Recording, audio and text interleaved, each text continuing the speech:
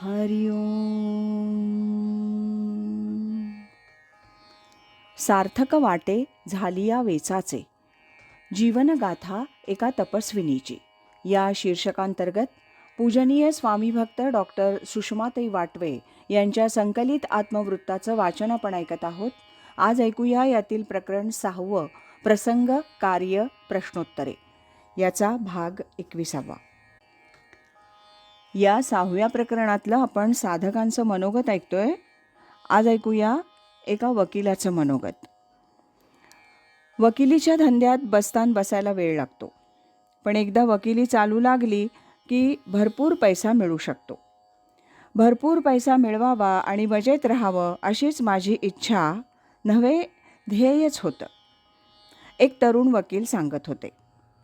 प्रथम भेटीत ताईंशीही वाद घालायला मी कमी केलं नाही, परंतु आता मला पटलंय की पैसा म्हणजे सर्वस्व नव्हे. अशिलाची बाजू योग्य आहे हे पटलं तरच त्याची केस घ्यायची, अन्यथा नाही. खऱ्याचं खोटं आणि खोट्याचं खरं करणं म्हणजे वकिली करणं नव्हे. आपल्या ज्ञानाचा उपयोग अडल्या नडल्या गरजू लोकांसाठी करावा असं पूजनीय ताईंचं सांगणं आहे. तसं करण्याचा माझा प्रयत्न आहे. आता वैद्यकीय व्यावसायिकाचा अनुभव ऐकूया. एक डॉक्टर MD म्हणाल्या, मी एका हॉस्पिटलमध्ये काम करते. आपल्याला मिळणाऱ्या पगारा इतकंच काम करावं आणि मोकळं व्हावं अशी माझी वृत्ती होती. पण पूजनीय ताईंना भेटल्यावर प्रथमच जाणीव झाली की वैद्यकीय व्यवसाय हा एक पवित्र व्यवसाय आहे. गोरगरीब लोक डॉक्टरांना देव मानतात. या उलट डॉक्टरांनी सुद्धा रुग्णांमध्ये परमेश्वराचं रूप पाहिलं पाहिजे आणि त्यांची सेवा केली पाहिजे. वैद्यकीय सेवा देता देता रुग्णांमध्येही परमार्थाचा विचार रुजवला पाहिजे. हे पूजनीय ताईंचं सांगणं एकदम पटलं. आता माझ्या व्यवसायाकडे मी वेगळ्याच दृष्टीनं पाहते. हा व्यवसाय पैसे मिळवण्यासाठी न करता सेवाभावानं करणं महत्त्वाचं. पैसा गौण आहे असं आता वाटतं. ही दृष्टी आल्यानं होणारं समाधान जास्त मोलाचं आहे. आता एका शिक्षकाचं मनोगत. मी एक तरुण शिक्षिका आहे. माझ्या व्यवसायाबद्दल माझ्या मनात काहीसा न्यूनगंड होता. हल्ली मुलांना शिस्त नाही, शिक्षकांविषयी आदरभाव नाही, आपल्या राष्ट्राचा अभिमान नाही. आपण पोट तिडकीनं कितीही शिकवलं तरी सरकारला आणि विद्यार्थ्यांनाही त्याची किंमत नाही, असे नैराश्यपूर्ण विचार मनात येत असत. पूजनीय ताईंकडे आल्यावर माझ्या व्यवसायाकडे बघण्याची एक नवीनच दृष्टी मला मिळाली.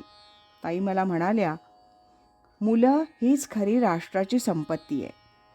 राष्ट्र म्हणजे त्यातील पर्वत, नद्या, समुद्र, माती नव्हे, तर त्यातील माणसं म्हणजे राष्ट्र.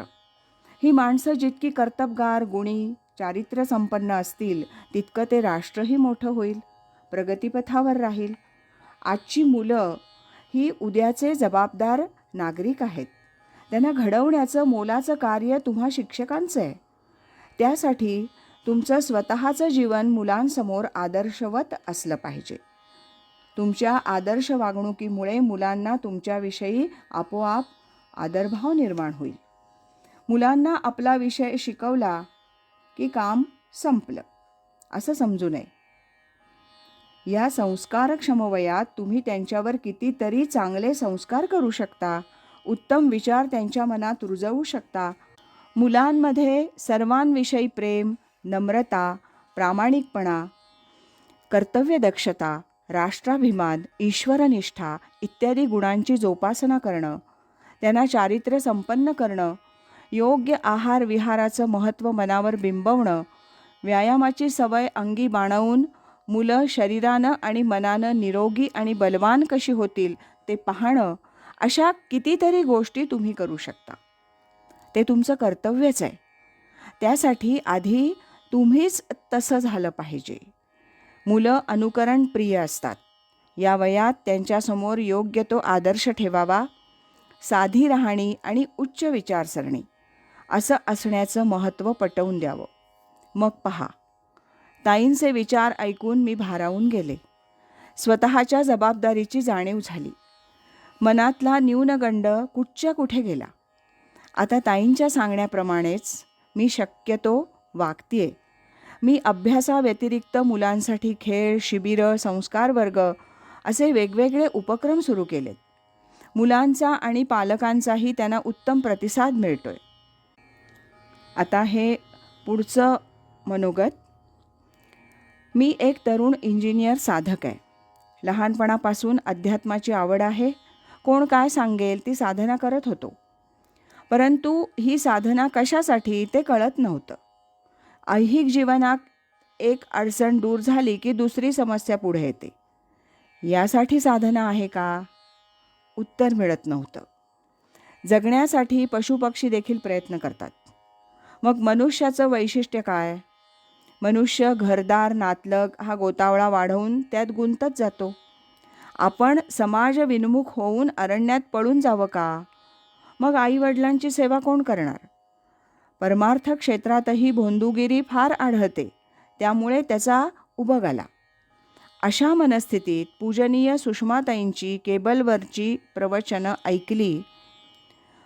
पुढील मार्गदर्शनासाठी त्यांच्याकडे गेलो. पहिल्याच दिवशी ध्यानाची चुणूक अनुभवली. नंतर अनुग्रह घेऊन मार्गस्थ झालो. त्यांच्याकडून सर्व प्रश्नांची उत्तरं मिळाली. परमार्थ आणि संसार जोडीनं करायचा, आपली सर्व कर्तव्य कर्म उत्तम करायची, नियमित साधना करून समाजासाठी काही काम करायचं. यासाठी आपले आचारविचार, आहारविहार शुद्ध पाहिजेत. जीवन शिस्तबद्ध असायला हवं. आज एवढंच. यानंतरचा 22वा भाग आपण उद्या ऐकूया. अखंड करी सोहम ध्यान,